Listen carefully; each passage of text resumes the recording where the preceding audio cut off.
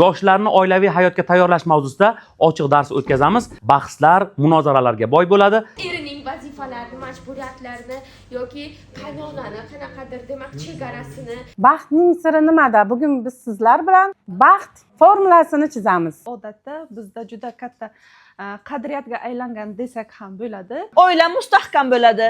Farzandlarim yaxshi fikrlaydigan bo'ladi. Nafaqat o'smirlik davridan, balki go'daklik davridan boshlanadi. Erkakning oiladagi vazifasi nima? Hunarga o'tsa, u aniq yuksaklikka erishadi. Ama aytardi, men qaynotam divonaga yotmayman.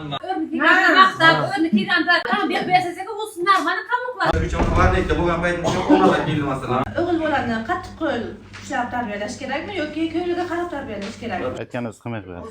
Avvalambor odam o'z-o'zini rivojlantirib borish kerak.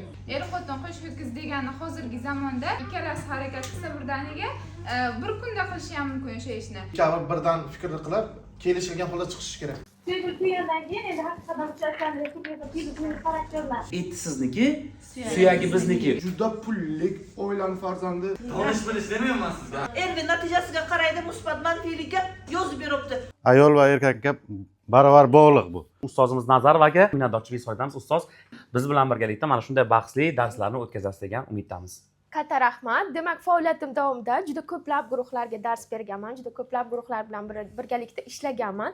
Ammo S18 PP22 guruhidek aktiv guruh meni tajribamda birinchi marta bo'lyapti desam ham bo'ladi. Demak, barchalaringizga bugungi chiroyli ochiq darsda faol ishtirok etganlaringiz uchun minnatdorchilik bildiraman. Sizga psixologiya yo'nalishdagi videoroliklar qiziq bo'lsa, Osiyo xalqaro institutining Pedagogika psixologiya kafedrasining Instagram sahifasiga a'zo bo'ling.